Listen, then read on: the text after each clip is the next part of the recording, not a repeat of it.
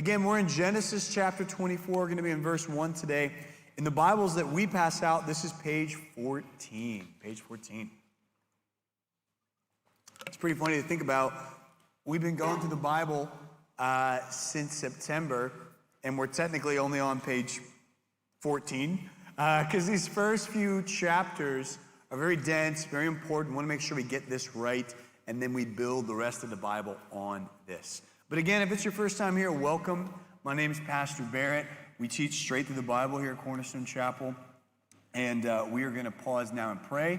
I'll get into our teaching. And our expectation is during the teaching, you won't be talking to the people around you or be a distraction to others or playing Crash Royale or whatever it's called on your phones. I don't know this kind of stuff. Clash of Clans, is that what it's called? Is that not? I don't know. You're like, I don't know. I don't know. I'm not either. I'm not like a video gamer. I like to play Madden with people, but I like to be in the room with them when I play them so that I can let them know when I beat them. So I can say it to their face. It's more satisfying than saying it into a headset. You know what I mean? But, dude, it was wild. During COVID, Steve, I was like really bored. And I'm like, you know what? I'm going to get a video game system. I got a video game system. I got a headset. Dude, some of the randos language that I got with, like, these like 8-year-olds had like sailors' mouths. They were like cursing up a storm. I'm like, what is going on, man? Also, they're all better than me. I'm not that good, I realize, at video games in general. They're like really good. Anyway, I'm getting distracted. Genesis 24, let me pray, and then let's get into our sermon today. Father God, thank you so much for who else is worthy. The answer is no one, Lord. No one deserves worship and praise like you. No one is like you, God. You are unlike anyone else. And so we worship you. I pray that we respect you. We recognize your greatness, your love, your justice, your wrath, your anger towards wickedness, and also your compassion towards a sinner who repents. Thank you, Lord, for all of this. Might we know you better each and every day. Pray all this in the name of Jesus. And everybody said, Amen. Amen. Today's sermon is entitled something that I'm sure all of you are wondering. A lot of students that come up to me like, Barrett, I really want to know something really important, okay? How to? And here's what they ask me, Barrett, how do I get married? How many of you are thinking that right now? How can I get married? Not a lot of you? Not a lot of you thinking about this? I know what you're thinking, actually. You're thinking, Barrett, why are we talking about marriage?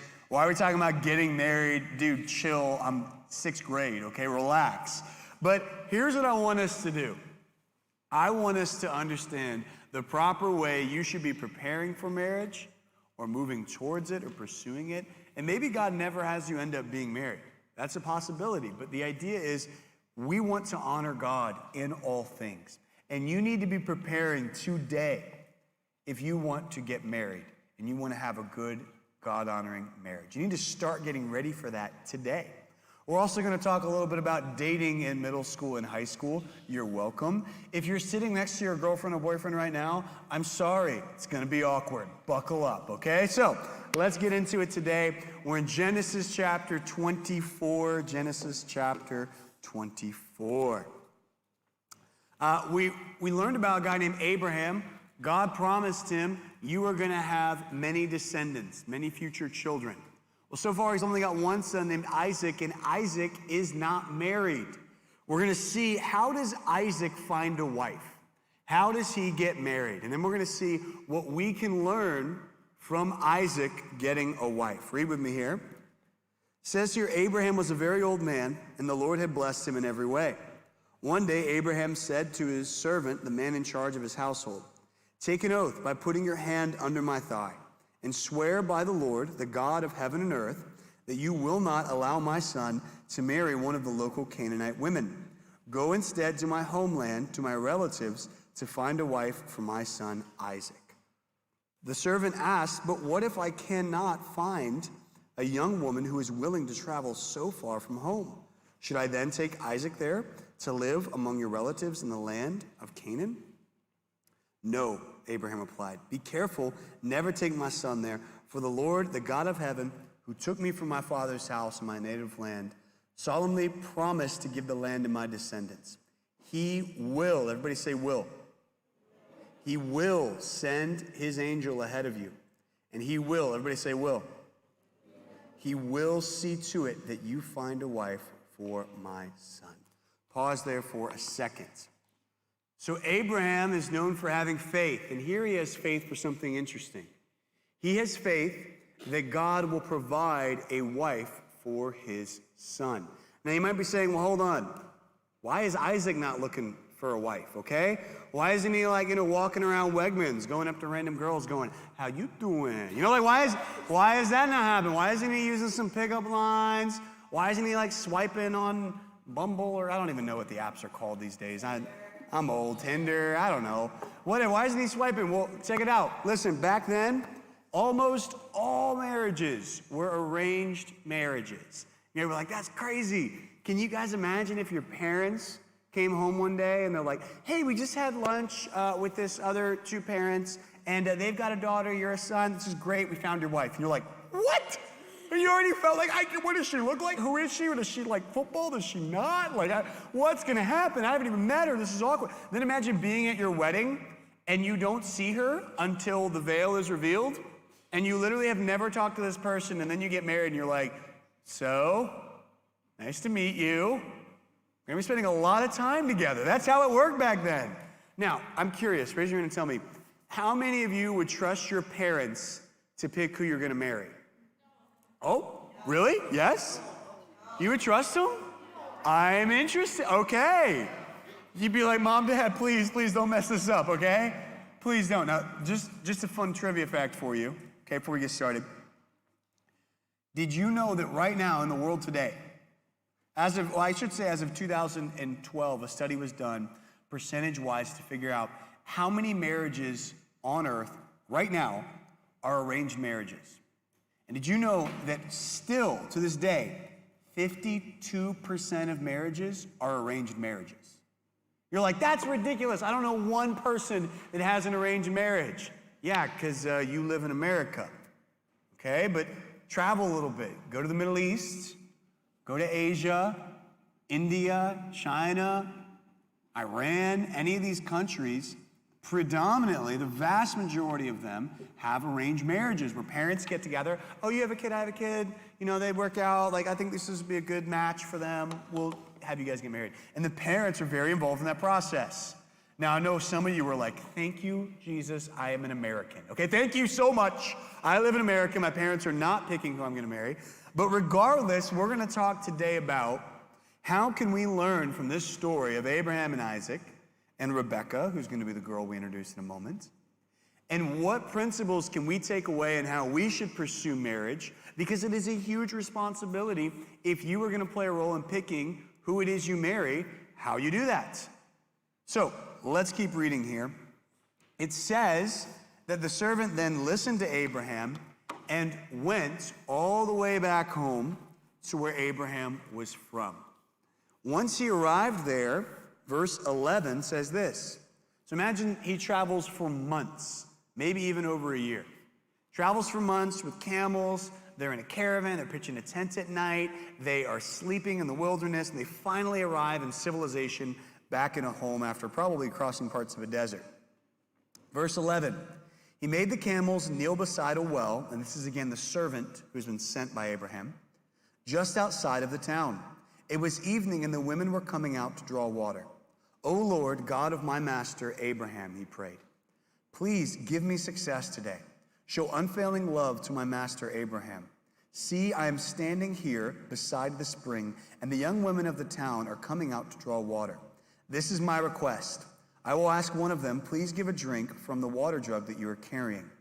If she says, yes, you may have a drink, and I will water your camels too. Let her be the one you have selected. This is how I will know that you have shown unfailing love to my master. So pause here for a second. Two things I want you to realize.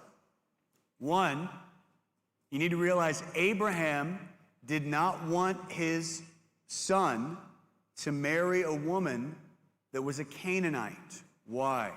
This had nothing to do about race or even culture. This had more to do about religion. He did not want his son to marry someone who worshiped false gods. He didn't want someone who worshiped other gods from false religions. We saw this happen in the Bible before, where a guy like Solomon, who loved God and honored God, then married all of these wives that worshiped other gods, and then he began to worship their false gods. Abraham didn't want that. And so he's like, I want you to go and find someone from my hometown. All right, so the servant goes there, and then he arrives, and he's got all these camels. He probably had some other men with him, probably had maybe some guards to protect stuff or guys to carry stuff. And they arrive in town with all these camels, and it's kind of awkward, like, what do you do now? Like, you're in the town, all these women are coming up. Do you start walking up to one woman at a time and being like, how you doing? Okay, hey, how would you like to travel all the way across the globe, marry a guy you've never seen before, living in an area you've never seen before? I'm not even the guy. I'm asking you out for another guy. I'm actually proposing to you for another guy. Ladies, I don't think that would probably work on you, okay? Let's say you're at Wegmans, and a guy walks up to you, and you're like looking at some cereal, you know, you're like, oh, do I want Fruit Loops or Cinnamon Toast Crunch? By the way, Cinnamon Toast Crunch is the correct answer. Cinnamon Toast Crunch, you're looking at, and while you're looking at the two cereals, a guy walks up, you know, a middle school boy walks up and goes, my lady, I've come from very far away, all the way from Malaysia, and I'm here to propose marriage to you for another guy. He's all the way back in Malaysia, and he would like to marry you. Will you join me on a long caravan ride back to Malaysia to then marry this guy you've never met before? Ladies, I'm pretty sure at this point you should take out some pepper spray, okay? You should aim it at this rando middle school boy and then spray him in the face, okay? Run, okay? But anyway, he's like, what do I do, God? How do I find the right girl? Like, where do I even start? And so he comes up with this idea, and he prays to God, which again shows his faith in God. He is praying about who is it that should marry Isaac? How can I make this decision? And he starts the decision-making process with prayer. Then the next thing he says is, Lord, help a woman to come forward who would be willing to water all of these camels. He's right there at the well, and back then, I want you to think about this, they didn't have running water. So back then, you had to carry this really heavy clay jar to the well, you'd attach it to the rope, you'd lower it down into the water, into the well, then you'd have to pull it back up after it was full of water, which was no easy thing. Then when you got it to the top, you'd take the water, usually the women would either carry it on their shoulders or on their head, and then they would take it back home, and that would be their drinking water for the day, or their water to wash their hands or whatever.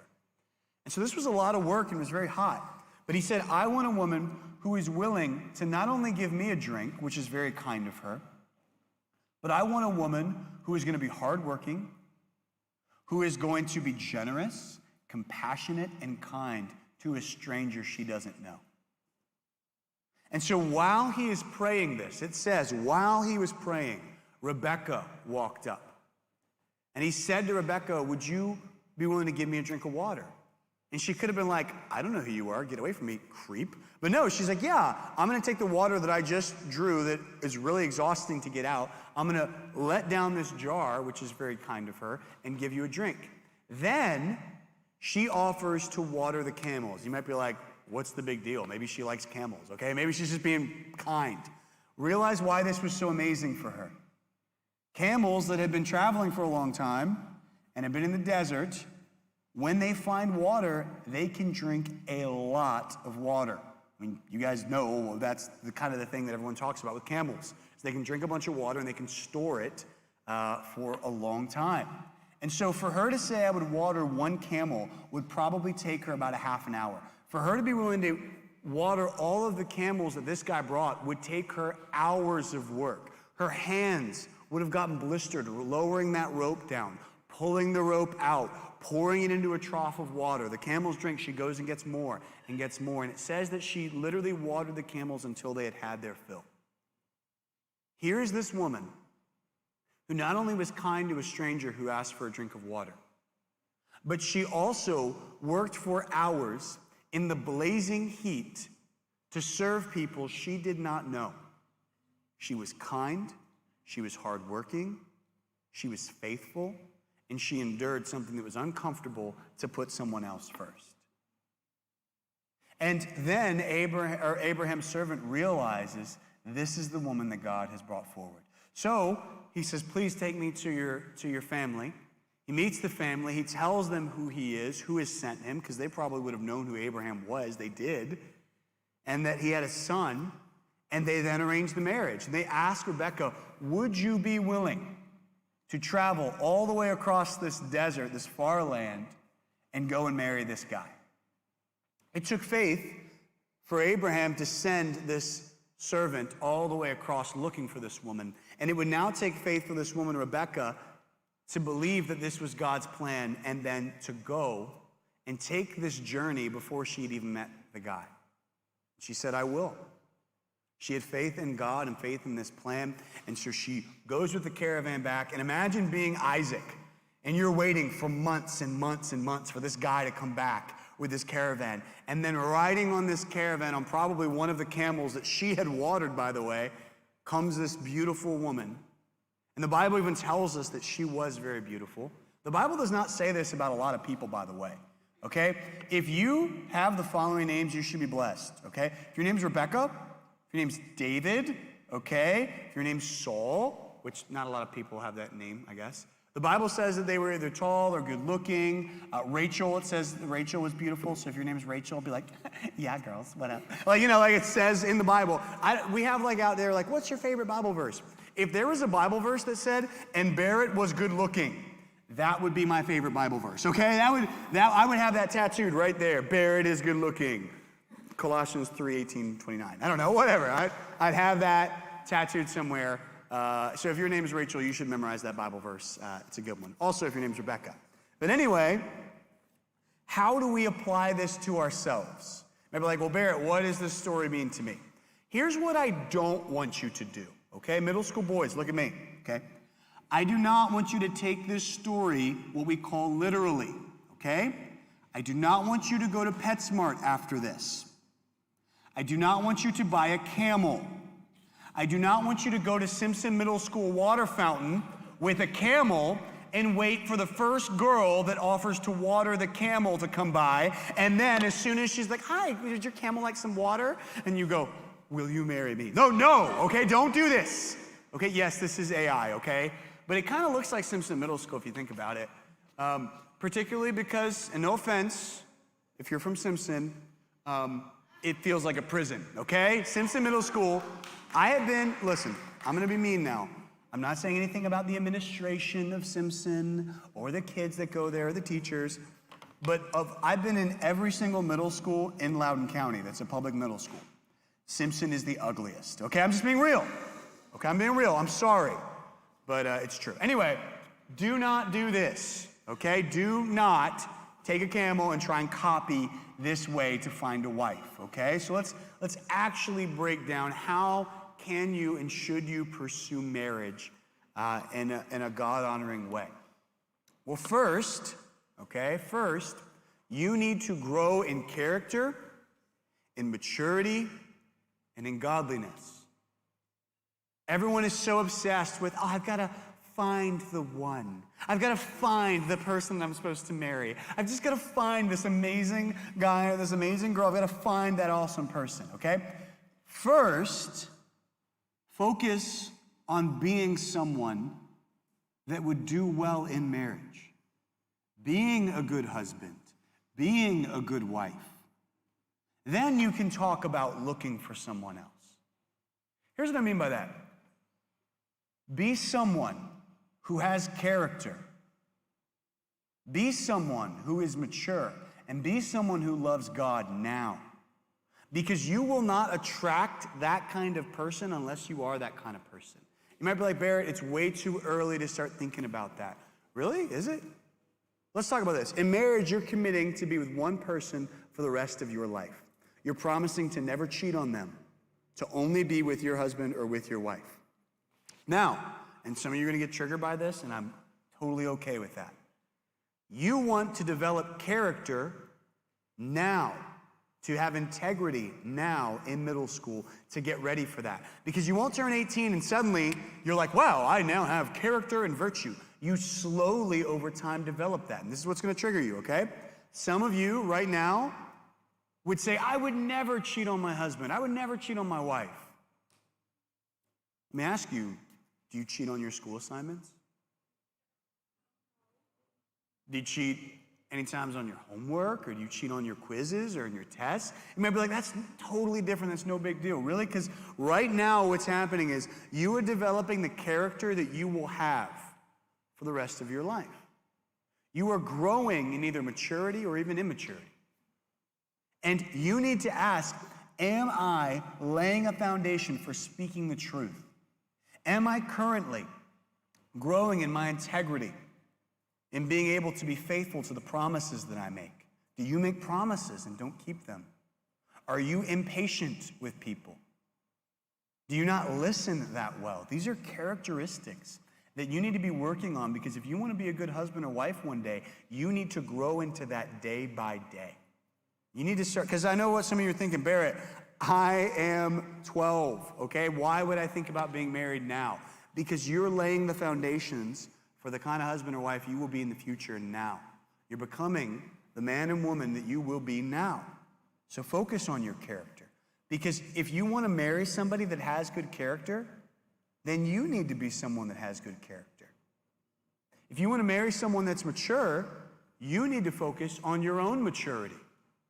And if you want to marry someone that's godly, you need to grow in godliness yourself. So there's this big emphasis again, I got to find the right person, find the right person. Focus on being the right person first. Because if you want to attract someone that is wonderful and is godly and does have good character and is mature, you need to be that first. So that's the first thing you should do. And before you have this done, you shouldn't be looking. Before you have character, maturity, and godliness, you're not ready yet. Wait until you built that foundation. Then you can go looking. And when you go looking, and this might sound repetitive, and I'm okay with that, then go look for someone who also has good character, who also is mature and is also godly. Now, I'm not saying wait until you're perfect to go look for a spouse, because you'd be waiting for ever, okay? You would never, ever get married. But you need to be in a position where you can be trustworthy. So let's talk about who you should be looking for. I have middle schoolers come to me, and they explain who they're dating to me, okay? Now, I'll give you full disclosure. During this sermon, I am not going to tell you what age you should start dating. I'm not going to say whether you should or shouldn't date in middle school or high school or when you're 18 or older or whatever. I don't want to give you a firm outline. I'll give my opinion in just a moment on what I'm doing for my children, but I don't wish to be legalistic or impose my personal views on you. However, the Bible is very clear about what it says you should look for. Gentlemen, if you want to know what kind of wife you should look for, read Proverbs 31. It talks about how you should look for someone who's hardworking, who's honest, who is good at stewardship, who is disciplined, who being around them will give you honor. Being associated with them will give you honor.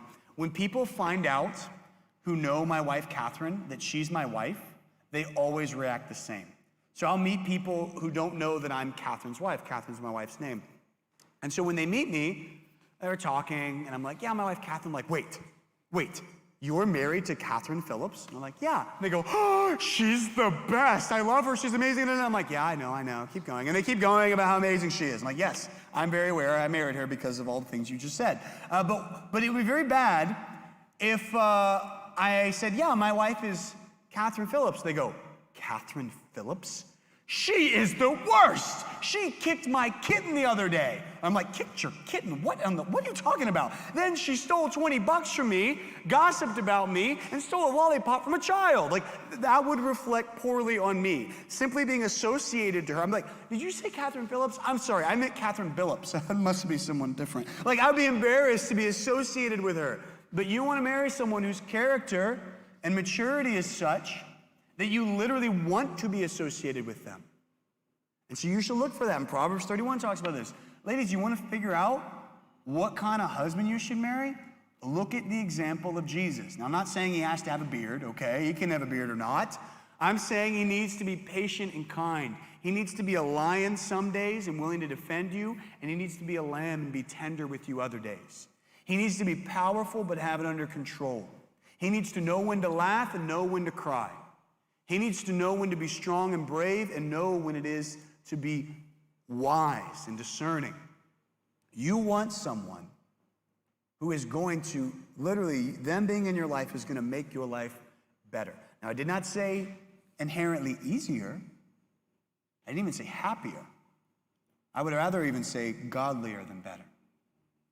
Because that final one is the one that trips up a lot of people. Look for someone who is godly. The Bible directly says that Christians are not to be unequally yoked. What does this mean? It means when you would be putting up a plow, you would have what's called a yoke, and it has two spots for two different oxen. And so what you would do is you would lash one ox to one side, the left, and you'd lash another one to the right. And if you had two oxen that were not equal in their size and strength, you had a problem. Because if you had one really strong ox, and then you had a really weak one over here, as they started walking and pulling the plow, they would literally be going in circles. Because one of them would be stronger pulling the other around, and they would literally be plowing in circles, and that's not going to work. But if you have two that are strong together, they would pull the plow in a straight direction, steady and firm and straight ahead. And Jesus is saying, or this passage is saying, you as a Christian want to marry someone, assuming, by the way, point number one, that you are mature spiritually and godly. You want to marry someone that is also spiritual and mature and godly. Then you will be equally yoked, equally together, and you can move forward in God's grace. You can actually raise a family. You can actually connect with one another. It's so funny to me, and I don't mean to be mean. I do a lot of premarital counseling, and I'll have these, because I do a lot of weddings and stuff, because I'm a pastor, and I'll have these couples come to me, and I'm like, hey, why are you guys wanting to get married? And they'll say, well, we like each other, and the girl will be like, he's nice to me, and he's got hair that like swooshes, you know, and he makes me laugh, and you know, he's just like a pretty good guy. He's nice. I'm like, you already said that. And she's like, well, I said it again. And we also like the same band, so that's pretty much we're soulmates. I'm like, okay, cool. And what I like to say, if that's all they say, is I go, okay, cool. It's a really low bar, okay? Because the opposite of that would be, well, he's mean to me, and he's not that nice, and he's kind of a jerk. I'm like, that's a very, you know, like if he was any of those things, like why on earth would you marry him? So that should be the bare minimum, that he's nice to you, that you enjoy being around him. Like, duh, okay? That's like very low bar. What about, hey, I would trust him with my greatest secrets. I would trust this individual to go through the hardest days of my life. I would trust them to physically keep me safe. I would trust them when it feels like my world is falling apart and I am weeping on the floor, to be the person that puts my arm around them. I want somebody like that. That's raising the bar, rather than we like the same band. In fact, my wife and I don't like the same music, okay? Like we literally, like one of my favorite bands she doesn't like, and I'm like, cool, I don't care. That's not what I'm looking for. I'm not looking for someone to go to a concert with. I'm looking for someone to live my life with, okay? And so you want someone who has character, who is mature, and who is godly. And then finally, as you pursue marriage, which is what dating is pursuing whether it's God's desire for you to be married or not. And when you know the answer to that question, you do one of two things. If you know it's not God's will for you to marry, then you break up. If it is God's will for you to get married, then you get married, okay? That's the reason you date. You don't date because it's fun to just go out and have fun and great. Like, yeah, you can hang out with people, that's fine. But if you're in a dating relationship, the purpose of dating is to see, is it God's will for us to marry one another? And if it is, great, get married. If not, that's okay, break up. And every relationship that ends in a breakup is not a relationship that was evil or wicked. It just simply is we were seeing if it's God wanted us to be married. He doesn't, and so we move on. Now, let me get a little bit, if I may, personal and practical with you all, okay? I recognize that middle schoolers and high schoolers will date. I recognize that and do date. I am not here, and I think you should have a discussion with your parents about this, when you should or shouldn't start dating, okay? Here is the criteria, though, and then maybe you can think about it for yourself. If this is God's progression, first, you should grow in character, maturity, godliness. We know that Isaac was a mature man before this story. He trusted his father when they went up on the mountain with the sacrifice. He had faith in God's promise. He trusted in Abraham. And God was fulfilling a purpose in Isaac's life.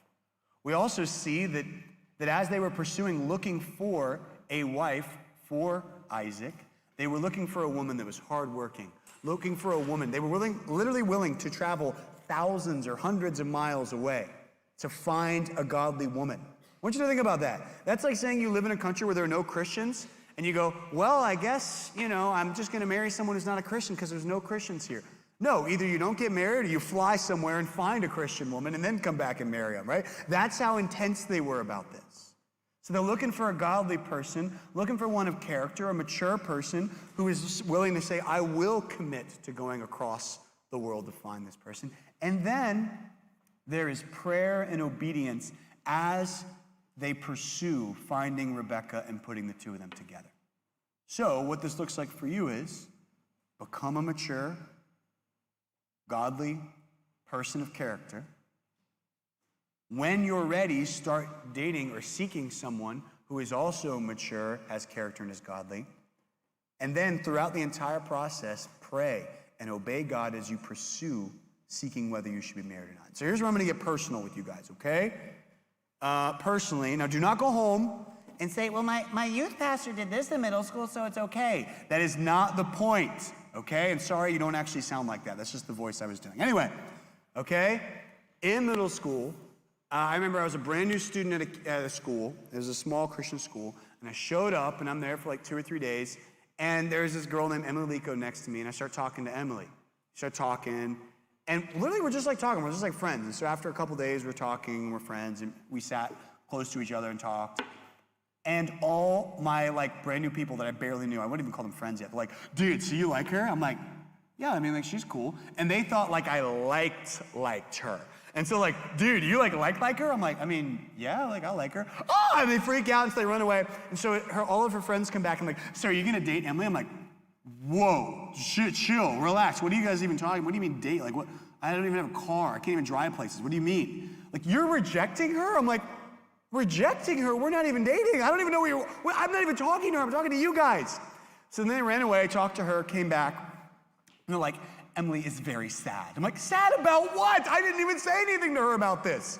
And so literally, I remember this girl, Kelsey Payne, pulling the hair out of my scalp, saying, why don't you date her? And I'm like, why are you so much taller than me? And it really hurt. I mean, at that time, I was 6th grade, I was very short, and she was all the girls were taller than me at that time. Anyway, she's like pulling out my hair, and I'm like, okay, I'll talk to her. And so I like went up to Emily, and she's sitting there at lunch table, like with all her girls who have just pulled my hair out of my scalp. And I'm like, hey, so do you like want to go out and date? And she's like, yes. I go, great, bye. And I walk away. Didn't talk to her for 3 days. I don't know what this means. Are we dating? Are we not? I don't even know what this means. Do you call her? Do you not? I was terrified, okay? Somehow we end up dating for like a couple weeks. And then eventually she came to me and she's like, hey, I just feel like, you're just not the boyfriend for me. I'm like, I don't even know what that means, woman. Anyway, moving on. And she's like, I'm just breaking up with you. And I go, great, okay, we're breaking up. Thank you. Whew, I can keep my hair in my scalp. 2 weeks later, she comes back. I think we should date again. Date again? What are you talking about? I just feel like you've really matured and changed. You haven't even talked to me in 2 weeks. So we dated again because I was afraid of her. And then we broke up again because she came to me and she's like, hey, you just haven't called me. I'm like, I don't have a phone. Of course I haven't. Why can't you just borrow your parents? So she broke up with me again. 3rd time, I'm at a school dance. She says, I just really want to dance with you because I think we should go out again. I'm like, listen, this is silly. I don't even know what's happening. We used to be friends, and now you're my ex, and so we don't talk, and this is awkward. And I said, what if we were just friends and just hung out, and if you like me and I like you, great, but like, what if we're just friends? And she goes, you're rejecting me. And she ran off the dance floor crying. What if, I'm just spitting hypotheticals here, what if we had just stayed friends? No awkwardness, no weirdness. And if she thought I was cute, great. If I thought she was cute, great. We just still hang out. But the pressure from all of my friends evolved into now we have this awkward situation where I'm getting hair pulled out of my scalp. And also, like, she's getting her heart broken. I'm like, heartbroken? I'm in 6th grade. I don't know what I'm doing. I don't know how to open my locker, okay? Much less take care of a girl, okay? So I wait. I'm like, no more of this dating stuff. This is silly. Then I get to high school, and I had a relationship, and I thought, man, I really like this girl. This is serious. And we dated for like a couple months, and we eventually broke up because I just didn't, and I'm not trying to be mean, I don't need to get into the why, but she wasn't maybe the things I saw on that second line. She wasn't the things I was looking for, and I knew that. So I broke up with her.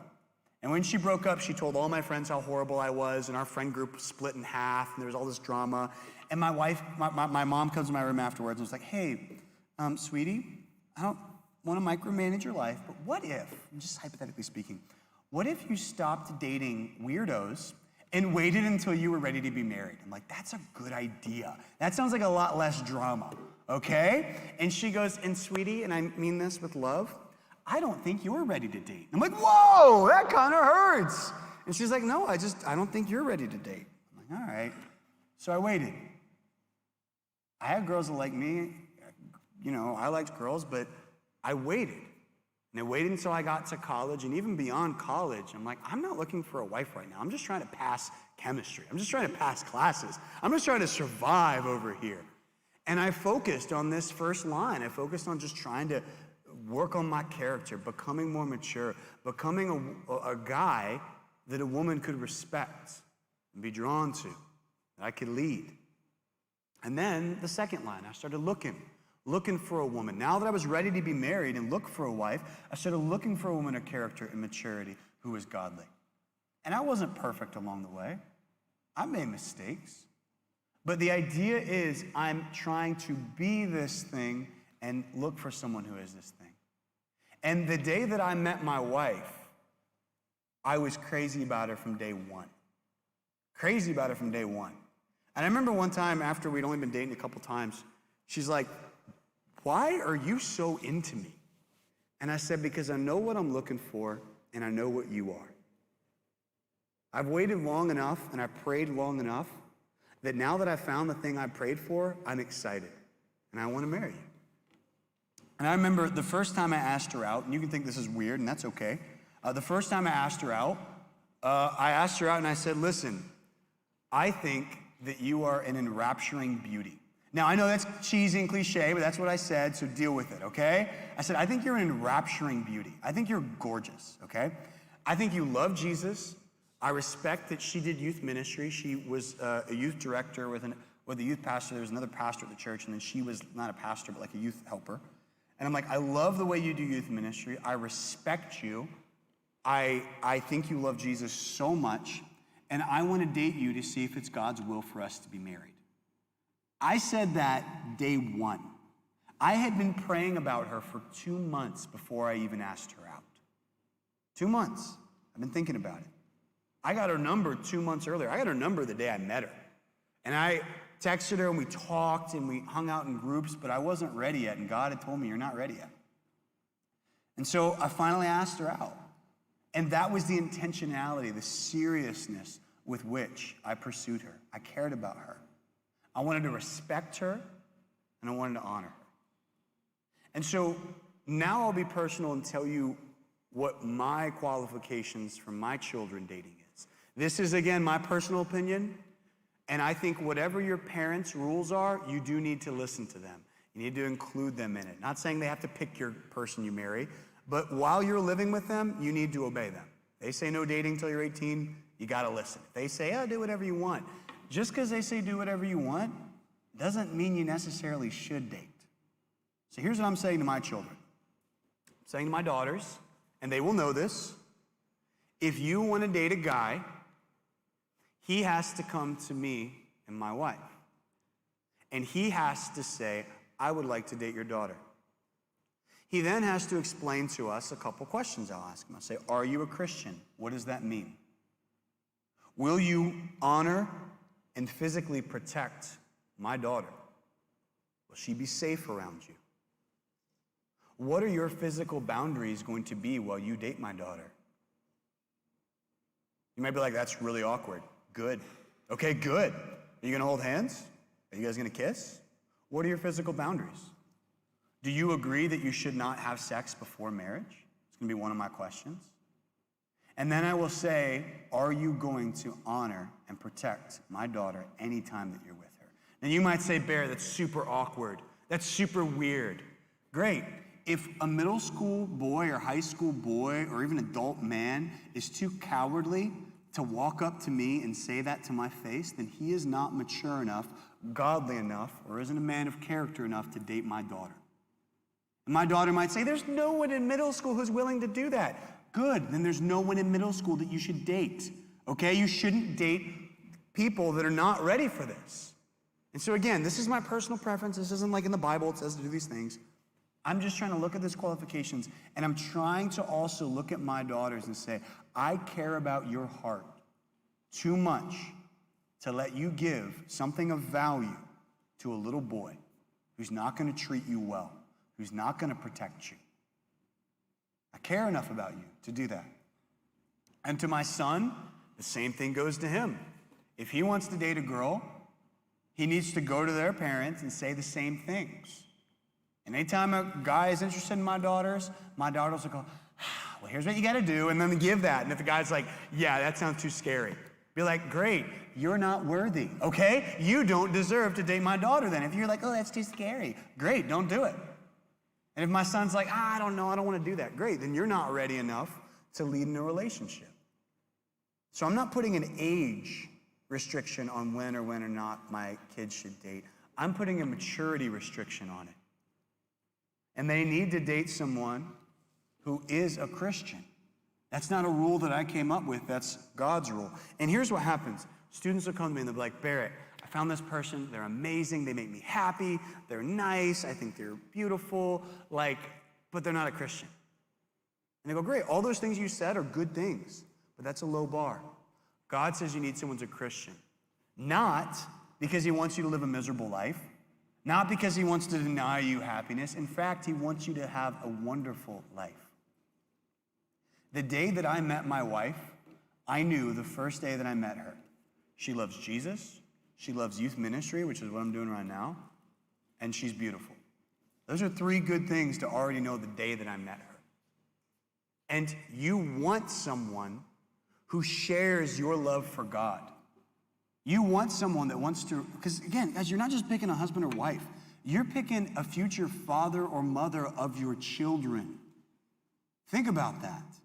A future father or mother for your children. You want somebody that's going to honor and please God. The second time I asked my wife out, and I asked her out twice because she said no the first time.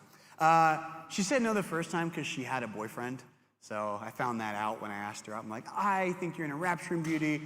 I like you, and I would like to see if it's God's will for us to be married or not. I respect the way you do ministry. What do you say? She goes, thank you, but I have a boyfriend. And I go, ouch. Ooh, and I didn't say, well, I'm going to try and date you anyway or send you flowers. I wasn't like, I respected that she had a boyfriend, so I didn't try and steal her away. But I was honest with her. I said, okay, you have a boyfriend now. I'll wait. She goes, what? I'm like, I'll wait.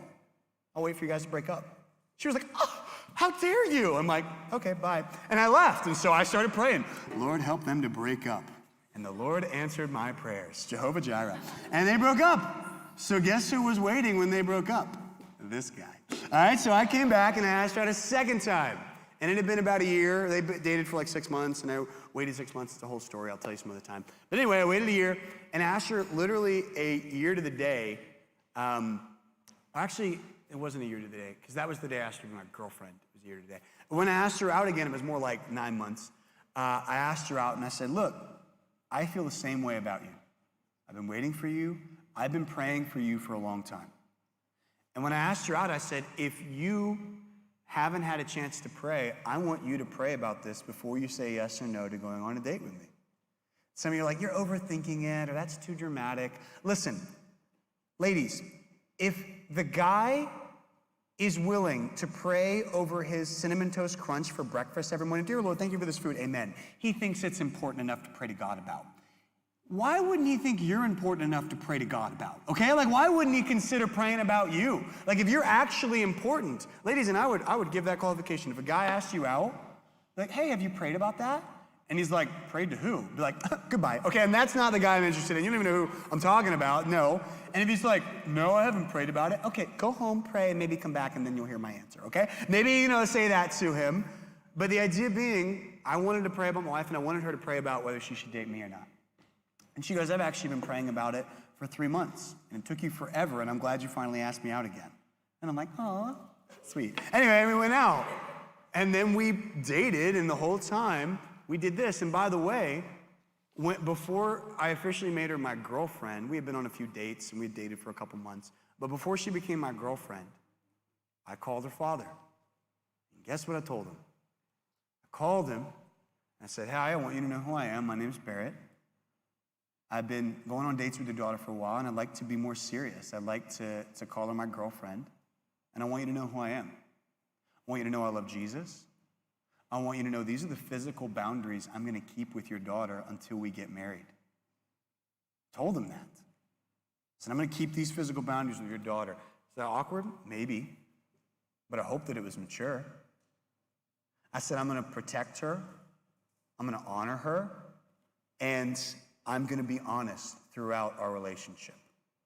And if God leads us towards marriage, we'll enter into that. And if God leads us away, we'll break up. And it was funny because I gave him my spiel. He goes, thanks so much for calling me. And he said a joke to me. He's like, you're actually the 4th guy today to ask out my wife, or my daughter. And I'm like, what? And he's like, yeah, like you're the 4th guy to call. And I'm like, what? And he's like, I'm just kidding, man. And we became really good friends. But he later told me, I really appreciated that you cared enough about my daughter to have that uncomfortable conversation with me and be intentional. So I don't say this to say, wow, I did it perfectly. I have not done this perfectly. And I hope that all of us can take away examples of how we can pursue marriage with intentionality, and you can start pursuing it now without even dating anybody. By simply starting with this first point, grow in character, grow in maturity, and grow in godliness. So, service is now done. You guys are free to go. If you have questions, I'm up here, but you guys can leave. Have a great day, everybody.